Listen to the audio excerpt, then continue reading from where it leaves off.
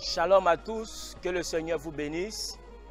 Je suis très content de vous retrouver dans la présence de Dieu cet après-midi, après quelques semaines d'absence. Ce soir, nous sommes bénis par la parole du Seigneur Jésus-Christ.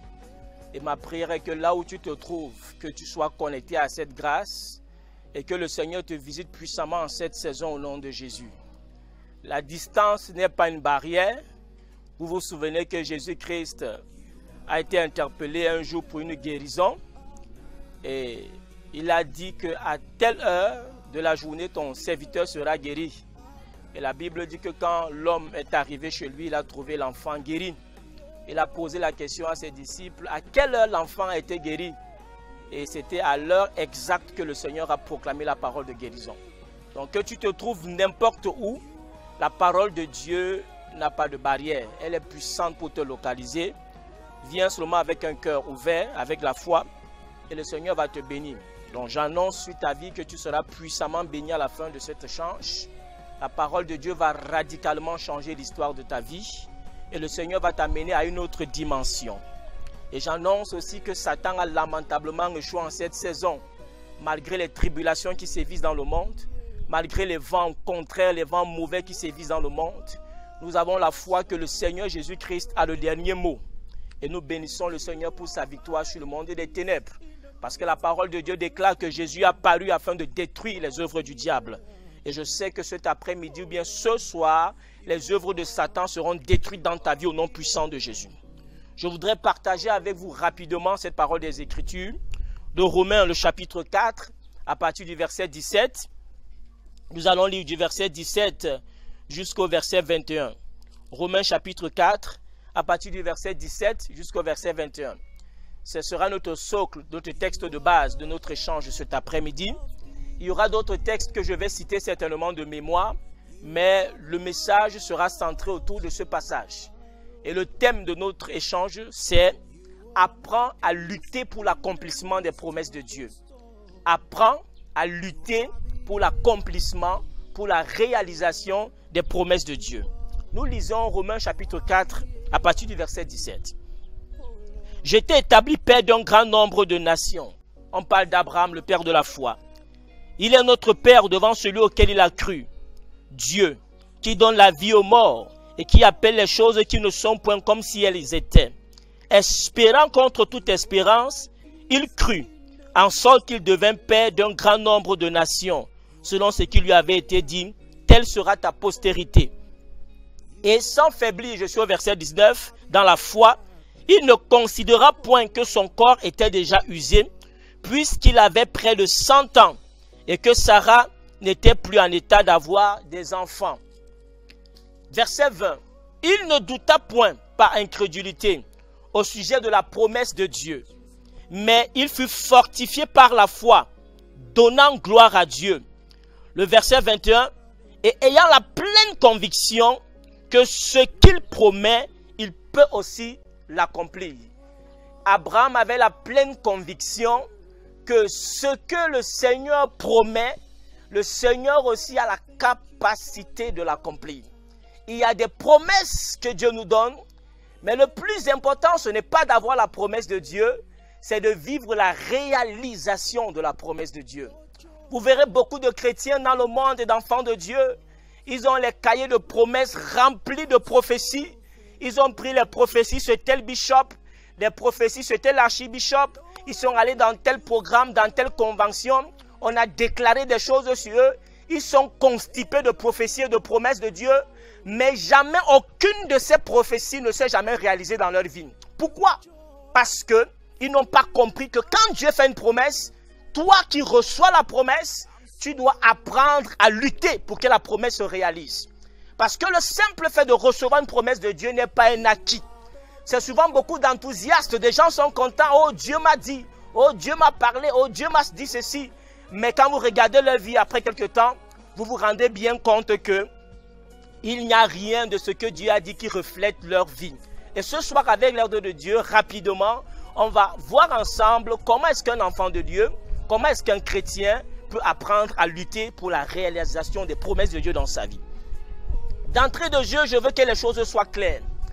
Il y a une différence entre demander quelque chose à Dieu et mettre ses besoins. Et la Bible le dit que je vous encourage à présenter vos besoins à Dieu. Faites vos besoins à Dieu, présentez-les à Dieu par des prières, par des supplications, des actions de grâce, ainsi de suite.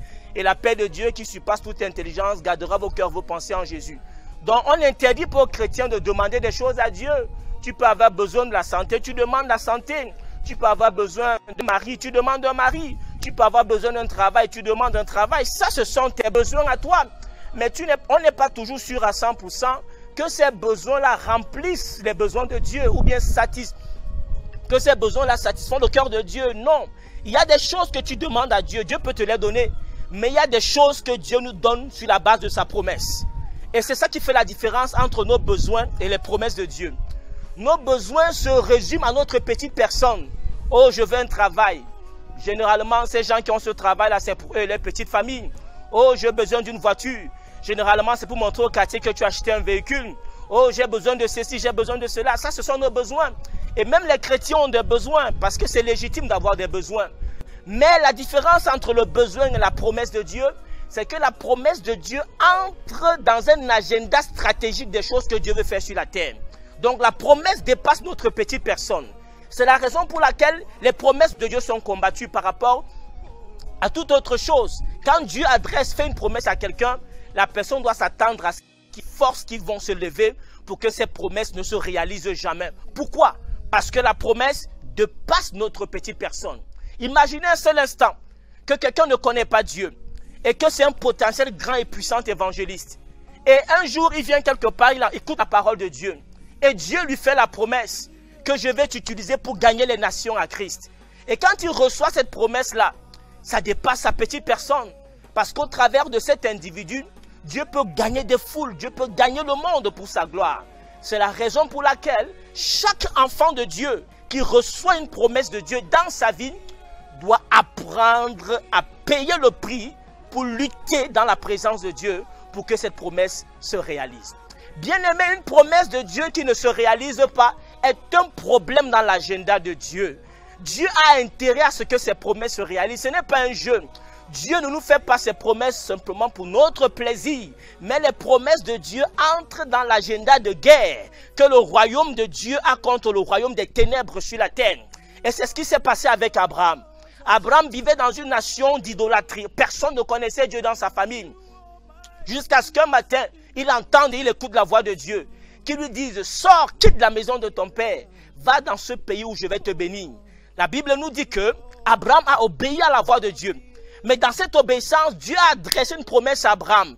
Et lui a dit: écoute-moi très bien, je vais faire de toi le père d'une multitude de nations. Ça, c'était la promesse de Dieu pour Abraham. Mais rappelez-vous, quand Abraham reçoit la promesse, son épouse Sarah est pratiquement stérile. Abraham a 75 ans. Et Abraham est sorti étant joyeux.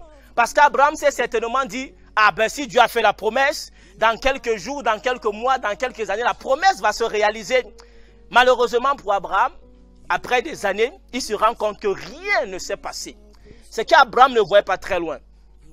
Abraham pensait simplement que Dieu voulait lui donner un fils pour mettre fin à la stérilité de sa femme. Ce n'était pas ça le programme de Dieu. Dans l'agenda stratégique de Dieu, le fils d'Abraham était porteur du sauveur de l'humanité. Donc Dieu avait en vue le salut de tout le monde entier. C'est la raison pour laquelle il a fait cette promesse à Abraham. Et le diable était conscient de ces enjeux spirituels. C'est la raison pour laquelle Satan s'est levé. L'enfer s'est levé. Bien aimé, chaque fois que Dieu te fait une promesse, l'enfer va se lever. Le monde des ténèbres va se lever. Les puissances de l'enfer vont se lever pour empêcher que cette promesse se réalise. Tu as donc l'obligation, j'ai donc l'obligation de lutter pour que la promesse de Dieu se réalise dans ma vie. Abraham est parti. Il a écouté la voix de Dieu. Mais vous connaissez très bien l'histoire. Il a attendu pendant pratiquement 25 ans pour que le fils de la promesse vienne au monde. Rappelez-vous aussi qu'Abraham a eu un fils avant Isaac, qui était le fils de la promesse qu'on appelle Ismaël. Abraham aussi a eu des fils après Isaac. Il a eu plusieurs fils avec plusieurs autres femmes. Vous comprenez très bien qu'il y a une grande différence entre le fils de la promesse qui vient de la part de Dieu et les fils qui viennent de nos besoins naturels. Ismaël, la femme de Sarah se sentant en difficulté pour accoucher, a dit à son mari que utilisons cette stratégie qui existait à l'époque pour que tu aies un enfant. Ça, c'était pour remplir le besoin de Sarah, le besoin d'avoir un enfant. Mais ça ne remplissait pas le cœur de Dieu, le besoin d'avoir un fils qui va accomplir ses desseins pour que le monde entier soit sauvé. Après Isaac, je vous en prie, il a eu d'autres enfants. Malheureusement, je ne peux pas vous donner les noms de ces enfants. Parce qu'ils sont des traces dans l'histoire. Ils sont passés comme ça. Là, on ne dit rien de ces enfants. Pourquoi? C'était les enfants d'Abraham.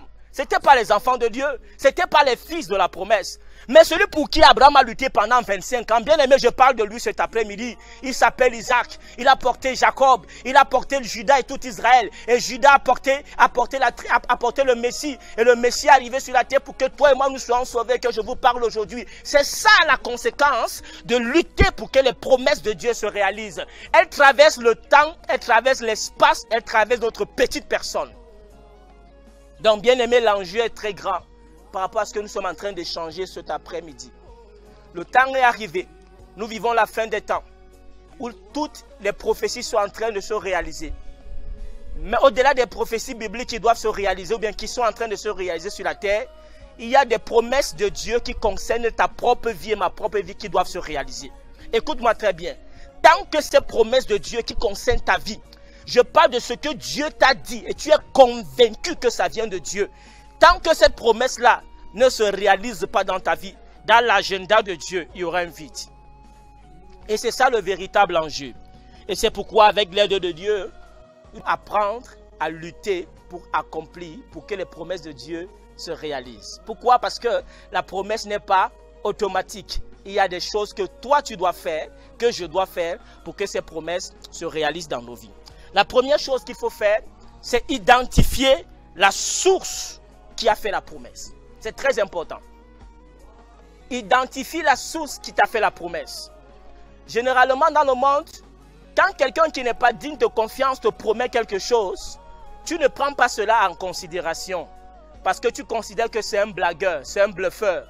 Quelqu'un qui ne mange même pas le matin chez lui vient te dire que ah, Jean-Paul Sartre, je vais t'offrir un véhicule. Tu vas dire que garçon, tu es en train de bluffer. Pourquoi? Parce que la source qui t'a fait la promesse n'est pas crédible. La première chose quand on reçoit la promesse, c'est de se rassurer que nous l'avons puisée à la bonne source. Il y a bien aimé des gens dans la maison de Dieu qui ont été déçus parce qu'ils sont allés puiser les promesses à la mauvaise source. Et ces promesses ne venaient pas du trône de Dieu. Ils ont reçu ces paroles et ces paroles les ont détruites à la fin. La première chose que tu dois faire quand tu luttes pour l'accomplissement des promesses de Dieu, c'est de te rassurer que c'est réellement Dieu qui t'a parlé. Que ce n'est pas le fruit de ton imagination. Ce n'est pas le fruit de tes rêves. Non, bien aimé, parce que Dieu n'est pas un homme pour mentir. Ce que Dieu dit, je vous le dis, il veille sur sa parole pour l'accomplir. C'est important d'identifier la source qui t'a fait la promesse. Et c'est le problème qu'Abraham avait. Vous vous rendez compte que chaque fois, Abraham allait toujours présenter des offrandes à Dieu. Et chaque fois quand il venait présenter ses offrandes à Dieu, Dieu ne lui donnait pas une autre parole. En 25 ans, Dieu n'a donné qu'une seule promesse, une seule parole à Abraham. Et chaque fois qu'il allait dans la présence de Dieu, c'était pour se rassurer. Est-ce que c'est réellement Dieu qui m'a parlé? Est-ce que c'est réellement Dieu qui m'a fait cette promesse? Est-ce que c'est réellement Dieu qui m'a dit cette chose? Bien-aimé, c'est ta responsabilité et ma responsabilité de me rassurer que je n'ai pas reçu ça d'un homme. Je n'ai pas reçu ça d'un prophète. Je n'ai pas reçu ça d'un apôtre. Mais j'ai reçu ça de Dieu lui-même. Parce que ton apôtre peut te tromper, bien-aimé. Ton pasteur peut te tromper, bien-aimé. Ton évêque, bishop peut te tromper, bien-aimé. Mais Dieu ne peut pas nous tromper. C'est la raison pour laquelle quand nous entrons dans la présence de Dieu, écoutez-moi très bien, nous devons nous connecter à la source de Dieu pour recevoir ses promesses. Et quand Dieu t'a fait sa promesse et que tu es convaincu que ça vient de la bonne source, la deuxième étape qu'il faut faire pour lutter, c'est écrire la promesse. Des gens sont souvent négligents dans la présence de Dieu. Écris la promesse. Quand vous lisez le livre d'Habakkuk, le chapitre 2, la Bible dit que attends la promesse, attends la prophétie. Même si la prophétie tarde, attends-la parce qu'elle va certainement s'accomplir. C'est ce que la Bible dans le livre d'Habakkuk. Et on dit qu'écris la prophétie. Et on dit grave-la sur des tables. Et c'est très important. Quand nous recevons une promesse de Dieu, la deuxième chose que nous devons faire, c'est de graver cette promesse-là quelque part. C'est de l'écrire quelque part. Et on écrit ça avec 2 stylos. Il y a un premier stylo qu'on appelle le stylo physique, qui est ton stylo à billes. Tu écris la promesse dans ton cahier de prière. Tu écris la promesse, comme tu peux même encadrer ça dans un tableau dans ta maison. Pour que chaque matin, quand tu te lèves, tu regardes la promesse. Parce que n'oublie pas une chose. Si la promesse t'échappe, la situation deviendra plus réelle que la promesse dans ta vie. Si tu perds de vue la promesse, le problème que tu traverses, qui est contraire à la promesse, sera plus réel pour toi. C'est la raison pour laquelle quand tu te lèves le matin de ton lit, il faudrait que la première chose que tes yeux regardent, c'est la promesse de Dieu. Quand tu arrives dans ton bureau, la première chose que tes yeux regardent, c'est la promesse de Dieu. Écrivez la promesse de Dieu partout où vous êtes. Mettez ça dans vos chambres, mettez ça dans vos salons, mettez ça dans vos bureaux, pour que vous ayez toujours les yeux sur la promesse. Pourquoi ? Parce que quand on regarde, à force d'être accoutumé d'être avec quelque chose, la chose commence à prendre corps en nous et avec nous. Écris la promesse. Ne t'amuse pas. Écris la promesse quelque part. Prends ton bic, commence à écrire les promesses. Est-ce que Dieu t'a fait une promesse, toi qui m'écoutes? Es-tu convaincu que la promesse que tu as reçue vient de Dieu? Alors va prendre ton stylo à billes maintenant, écris-la quelque part. Plaque-la sur ton mur, plaque-la dans ta voiture, plaque-la dans ton salon, plaque-la partout. Tes yeux auront toujours les regards sur cette promesse. Parce qu'au fur et à mesure que tes yeux vont commencer à lire la promesse là, la promesse va commencer à prendre corps maintenant dans ton cœur. C'est le deuxième niveau pour graver la promesse. Maintenant, tu prends ton stylo à billes spirituel et tu écris la promesse dans ton cœur. C'est ça les tables de pierre dont la Bible parle ici. Écris la promesse dans ton cœur. Ne l'écris pas seulement dans un document physique. Non, il faudrait que ton cœur maintenant absorbe la promesse de Dieu. Bien aimé, ça peut prendre souvent du temps. Ça peut prendre du temps. Mais la promesse doit rester dans ton cœur. Les situations nous font oublier les promesses de Dieu. Et c'est terrible et c'est un grand désastre. Les problèmes nous font oublier les promesses de Dieu. La maladie nous fait oublier la promesse de la guérison. Les difficultés que nous traversons nous font oublier les promesses de Dieu. Pourquoi? Parce que ces promesses n'ont pas été écrites sur les tables de notre cœur. Quand une promesse est écrite sur la table de ton cœur, on ne peut pas l'effacer, bien aimé. Satan ne peut pas venir facilement effacer cette promesse. La promesse qui est écrite sur une table de ton cœur peut durer dans le temps et dans l'espace. La Bible dit que quand Moïse a détruit les tables de pierre, qu'est-ce que Dieu lui a dit? Viens avec d'autres tables. Et la Bible dit que Dieu a réécrit encore la loi sur ces tables de pierre. Et ce sont ces tables qui sont passées d'époque en époque, de génération en génération, et qui sont restées dans l'arche de l'alliance. Je t'annonce que quand tu reçois Jésus dans ta vie, tu reçois cette arche-là. Mais beaucoup ont une arche de l'alliance vide de promesses. Écris cette promesse sur les tables de ton cœur. Pour que la promesse reste dans ton cœur, elle doit d'abord être lue et relue et relue et relue tous les jours. Bien-aimés, ne vous fatiguez pas de relire la promesse de Dieu qui vous concerne. Ne courez pas de promesse en promesse. Attardez-vous, attachez-vous à une promesse qui concerne votre vie. Et vous allez voir les choses extraordinaires que le Seigneur va opérer.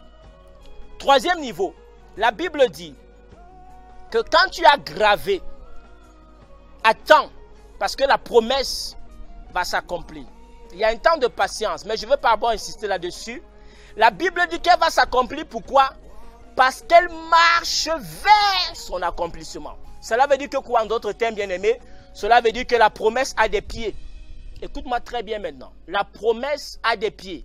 Si la Bible dit que la promesse marche vers l'accomplissement, dans Habakkuk chapitre 2, ça veut dire que la promesse que Dieu nous adresse a des pieds, il faut qu'elle marche. Et vous allez vous rendre compte qu'il y a des gens dans le monde qui ont l'habitude de marcher doucement. D'autres aiment aller très vite. D'autres vont à leur rythme. Tu vas voir des femmes qui marchent, elles ne vont jamais aux toilettes. Elles marchent en faisant des manières. Chacun marche à son rythme, en fonction de ses priorités, en fonction de ses objectifs. Mais la promesse de Dieu, l'objectif c'est l'accomplissement. N'oublie jamais cela. L'objectif c'est l'accomplissement. Donc quand Dieu fait la promesse, c'est pour qu'elle s'accomplisse. Et elle a donc des pieds, il faut qu'elle marche. Dieu, lui, il a sa promesse. Quand Dieu donne sa parole, sa promesse, il a déjà fini son travail. Parce que la parole de Dieu se suffit en elle-même. Dieu ne va pas donner sa parole et autre chose.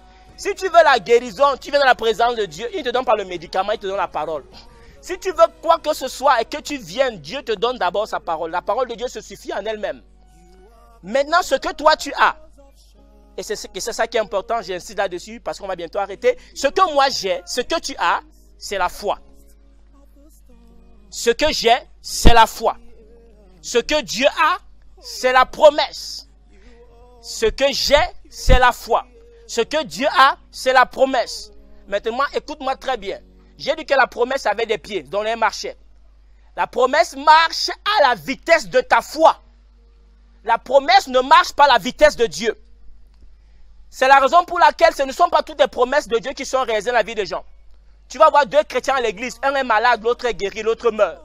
Pourquoi? Parce qu'il y a un qui a exercé la foi.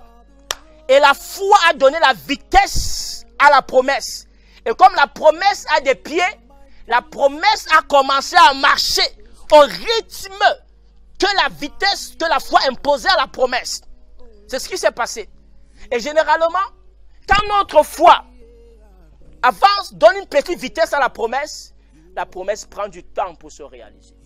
La promesse de Dieu prend du temps pour se réaliser. Il y a des gens qui sont violents. Quand Dieu fait la promesse, il exerce une foi violente. Et il reçoit sa foi. Et Jésus a dit ça, je n'ai pas vu une aussi grande foi en Israël. Une femme qui vient, qui a la perte de sang depuis 12 ans, qui arrête le bord de son vêtement là, immédiatement, on dit que quelque chose sort de Jésus, entre dans la femme là et guérit la femme là, à l'instant. Alors qu'autour de Jésus, il y a des gens qui sont là, mais ils ont la foi, mais leur foi va au ralenti. Ça donne la vitesse, la promesse aussi vient au ralenti dans leur vie. Beaucoup de chrétiens, les promesses de Dieu courent au ralenti, comme je suis en train de faire là. Ça vient au ralenti. Ça vient au ralenti. Et tu vois le gars pleure sur la terre, Seigneur, depuis que j'attends. Ce n'est pas Dieu le problème. C'est ta foi qui est ralentie. Ta foi marche au ralenti. Ta foi marche au ralenti. Alors qu'il y a d'autres gens qui ont connu Dieu. Quand la promesse arrive, le gars exerce une foi violente. Et la foi, et la promesse commence à courir, elle ne marche pas, je vous dis. La promesse commence à courir pour localiser la personne. Faites attention, bien-aimés. Dieu n'a que sa promesse. Moi, je n'ai que la foi.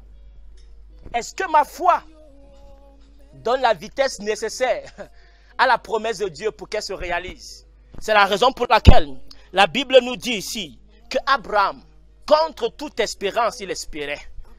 Ça a pris le temps que ça a pris, mais ça a pris le temps de sa foi. Ça n'a pas pris le temps de Dieu. Ça a pris le temps de la foi d'Abraham. Parce qu'après une dizaine d'années, la foi d'Abraham était tombée dans le coma. Il a dit à sa femme, faisons Ismaël. Ismaël, c'était le produit du coma de la foi d'Abraham. Une foi comateuse. Et beaucoup de chrétiens aujourd'hui sont dans le coma. Leur foi est dans le coma. On est en train de brancher des appareils sur leur foi pour les réanimer, pour les réanimer, pour les réanimer, pour les réanimer, pour les réanimer. Et quand ta foi est dans le coma, tu auras un Ismaël dans ta vie.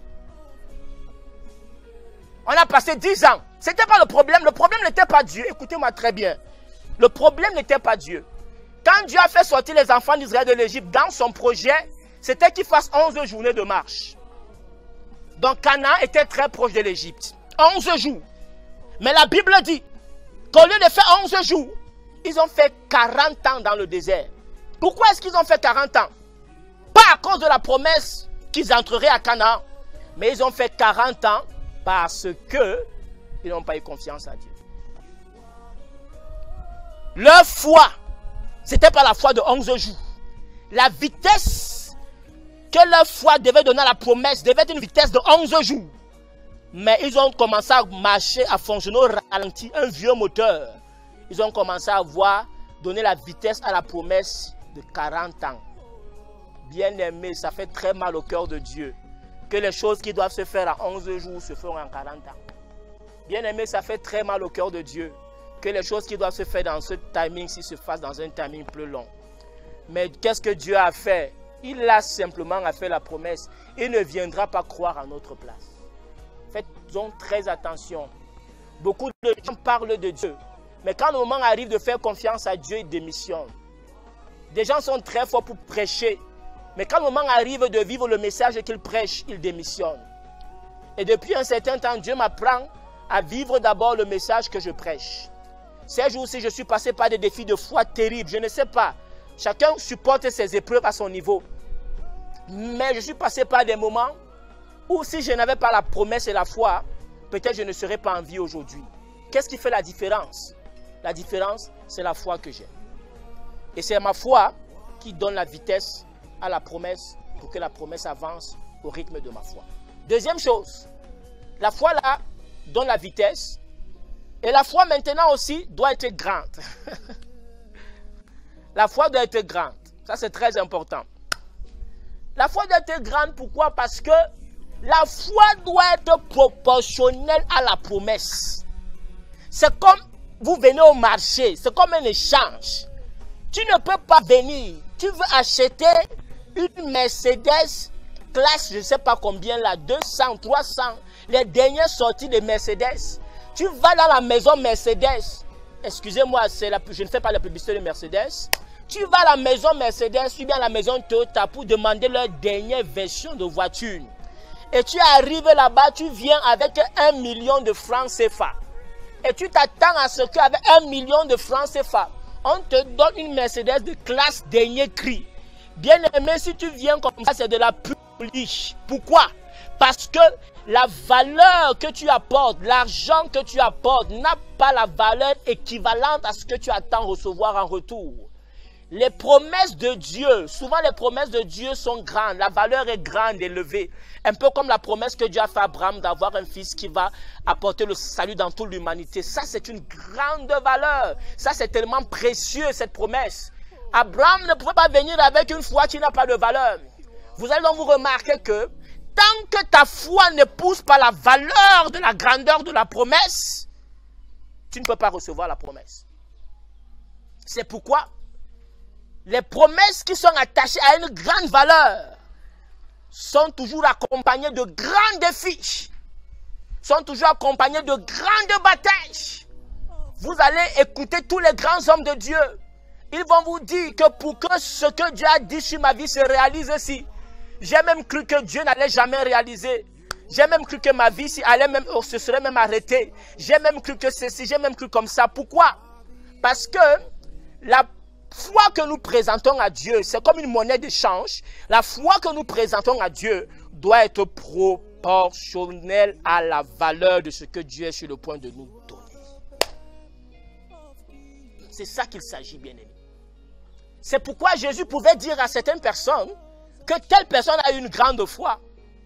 Et j'ai toujours dit ça quand j'enseigne là-dessus. J'ai pris toujours l'exemple de Abraham, l'exemple de Marie, la mère du Seigneur Jésus, la mère dans la chair bien sûr, l'exemple de Marie et l'exemple de Zacharie, le papa de Jean-Baptiste. La Bible dit que l'ange, le même ange vient faire la promesse. Il fait la promesse d'abord à l'homme de Dieu, celui qui est censé, c'est pourquoi j'ai dit que le temps que nous vivons, même les hommes de Dieu là ont besoin de la foi. Ils nous ont pompé tellement de messages. Maintenant, dans leur propre vie, ils ne vivent plus ces messages-là. Ce que Dieu veut faire en cette saison, ça ne dépend pas de nos titres. Ça ne dépend pas de nos robes, de nos toges. Dieu veut des hommes et des femmes qui ont la foi, tout simplement. Parce que la Bible dit que quand le Fils de l'homme reviendra sur la terre, trouveras-t-il des apôtres sur la terre? C'est ce qu'il a dit? Non. Trouveras-t-il des pasteurs? Non. Trouveras-t-il des évêques, des archibishops? Non. Il a dit que quoi? Trouveras-t-il quoi? La foi sur la terre. Donc, l'ange vient voir celui qui est le dépositaire même de la foi, l'homme de Dieu. Il est en train d'adorer dans le sanctuaire, dans la présence de Dieu. Il est en train de faire un culte d'adoration. L'ange vient lui dire que tu auras un enfant qui viendra de la part de Dieu, la promesse. L'homme de Dieu dit à l'ange, même si tu empruntes une dizaine, ce que tu dis ne peut pas se réaliser. Le même homme de Dieu, l'ange de Dieu va voir maintenant Marie. Une simple sœur. Oh, que Dieu nous aide au nom de Jésus. Est-ce qu'il y a quelqu'un qui peut avoir la foi en cette saison? Même si tu es un simple frère, même si tu es une simple sœur, même si tu n'as pas de titre, même si tu n'as pas été ordonné, si tu as la foi proportionnelle à la promesse que Dieu t'a faite, bien aimé, la gloire de Dieu va se passer dans ta vie. La Bible dit que Marie, une femme simple, elle est dans sa petite maison en train de faire ses travaux domestiques. Oh, l'ange, le même ange vient lui dire, Marie, tu aurais un enfant. Marie lui dit que, ange, toi-même tu sais que moi je suis vierge, je n'ai pas connu d'homme. Il dit que ne t'inquiète pas, ces choses-là, Dieu est spécialiste de la qualité-là. L'Esprit de Dieu viendra sur toi. Et tu auras un fils qui sera appelé. Écoutez, les promesses de Dieu dépassent notre petite personne. Oh, les promesses de Dieu dépassent notre petite personne. Marie ne savait pas que l'ange lui a mené une parole qui va sauver toute l'humanité. Les promesses de Dieu dépendent de petites personnes. Zacharie ne savait pas que l'ange venait avec Jean-Baptiste, qui va être le précurseur de Jésus. Et qui aujourd'hui encore est vivant parce que, oh, que Dieu nous aide. Oui, oui, Zacharie ne savait pas ça. Donc l'ange lui dit, et il dit à l'ange que ça ne peut pas se faire. Et je vous pose la question de vous à moi. Tu as une femme qui n'est pas vierge. Tu as déjà eu des rapports avec elle. Et à côté, il y a une femme qui est vierge, qui n'a jamais connu d'homme. S'il faut regarder sur le plan humain, la probabilité entre les deux femmes d'avoir un fils est plus facile chez qui?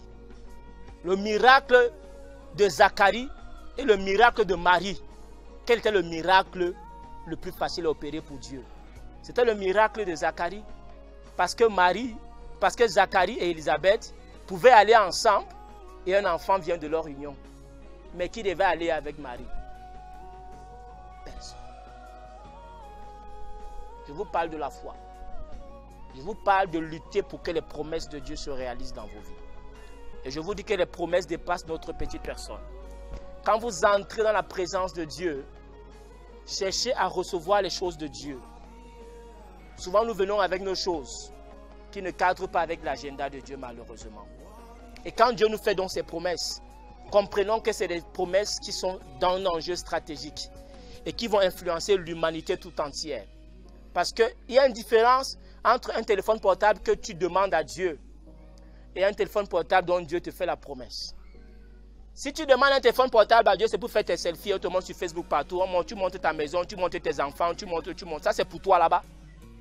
Mais quand Dieu dit, Jean-Paul, ça, je vais te donner un téléphone, c'est parce que Dieu sait que par ce téléphone, des gens peuvent être au Japon, ils écoutent un message, ils sont sauvés. Par ce téléphone, des vies peuvent être transformées dans le monde entier. Vous ne pouvez pas imaginer le nombre de personnes pour lesquelles nous prions simplement par le téléphone depuis qu'il y a ce cas de Covid. Des gens qui donnent leur vie à Jésus. Des gens qui sont guéris. Des gens qui sont délivrés. Ils sont tellement nombreux par le biais d'un petit téléphone. Et c'est pourquoi tous mes téléphones sont combattus. Je suis peut-être l'un des prédicateurs qui a déjà acheté le plus de téléphones sur la terre. Parce que chaque fois que j'achète un téléphone, après il y a des problèmes. Et je me suis posé la question, j'ai même dit à mes collaborateurs de me délivrer pour les téléphones. Mais chaque téléphone que j'achète a toujours un témoignage pour une âme, pour quelque chose d'extraordinaire que Dieu est capable de faire. Ça, c'est quand Dieu te fait une promesse. Si tu veux une voiture pour toi-même, tu auras la voiture bien aimée. Tu vas rouler au quartier, on va voir que tu as la voiture. Mais quand Dieu te donne une voiture, sa voiture à lui, cette voiture-là va terroriser l'enfer et le monde des ténèbres. Chaque fois que le diable va voir cette voiture sur l'axe lourd, il va commencer à paniquer parce que cette voiture est en train d'aller sauver les âmes. Voilà ce que j'avais à partager avec nous ce soir. Apprenons à lutter avec les promesses de Dieu. Je me résume rapidement. Identifie la source qui t'a fait la promesse.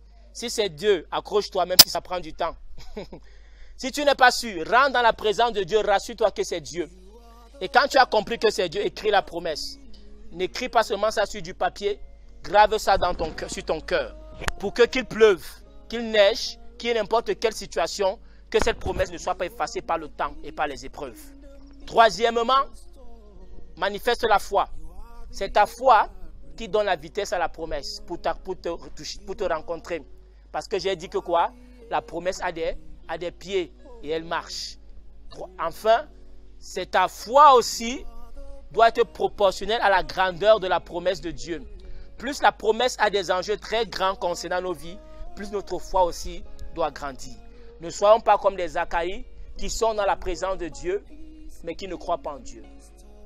Ne soyons pas comme ces gens-là qui portent des titres, qui ne croient pas en Dieu. Dieu cherche un homme, Dieu cherche une femme qui a la foi et qui peut lutter pour que les promesses se réalisent. Que le Seigneur te bénisse. Je prie maintenant pour toi qui m'écoutes.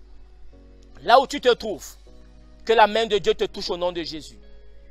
Que la puissance qui a été relâchée par cette parole te rencontre au nom de Jésus. Si tu as reçu une promesse de Dieu, reçois maintenant les forces de Dieu. Reçois maintenant les forces de Dieu pour lutter. Reçois les forces de Dieu.